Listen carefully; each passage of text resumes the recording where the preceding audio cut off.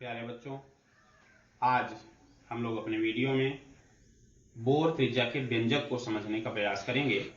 आइए, हमारे चैनल में आप सबका स्वागत है। आइए समझते हैं बोर त्रिज्या का व्यंजक किस प्रकार से प्राप्त किया जा सकता है। तो सबसे पहले हाइड्रोजन परमाणु है जिसमें एक प्रोटॉन और एक इलेक्ट्रॉन कक्षा में चारों तरफ चक्कर लगा रहा है। इस इलेक्ट्रॉन पर दो प्रकार के बल कार्य करते हैं। पहला बल होता है अभिकेंद्र बल, जो कि इलेक्ट्रॉन को नाभिक के अंदर की ओर आकर्षित करता है। इसका मान होता है Ze²/r²। दूसरा बल है बाहर की ओर, जो इलेक्ट्रॉन को बाहर की ओर खींचे रखता है। ऐसा अभिकेंद्र बल है जिसका मान होता है mv²/r। इस तरह से हमने देखा कि हाइड्रोजन परमाणु में एक इलेक्ट्रॉन है जिस पर दो प्रकार के बल कार्य कर रहे हैं, अभिकेंद्र बल और अपकेंद्र बल।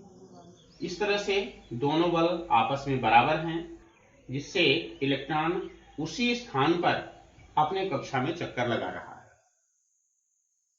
अभिकेंद्र बल का मान Ze²/r², अपकेंद्र बल का मान mv²/r।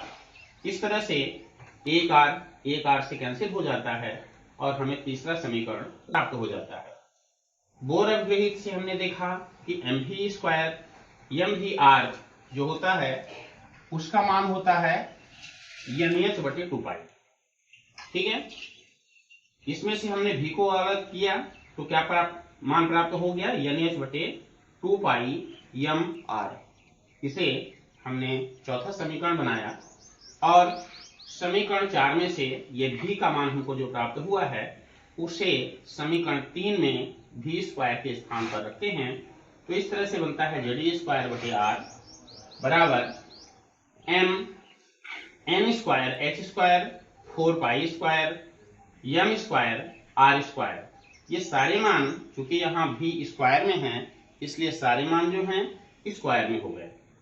इसी को सरल करने पर एक m से कट रहा है, एक r इधर एक r से कट रहा है, तो हो गया Ze² बराबर n²h² 4π² mr। हमें r का मान प्राप्त करना है, चूंकि बोर की त्रिज्या का मान प्राप्त करना है और उसके लिए संकेत होता है r।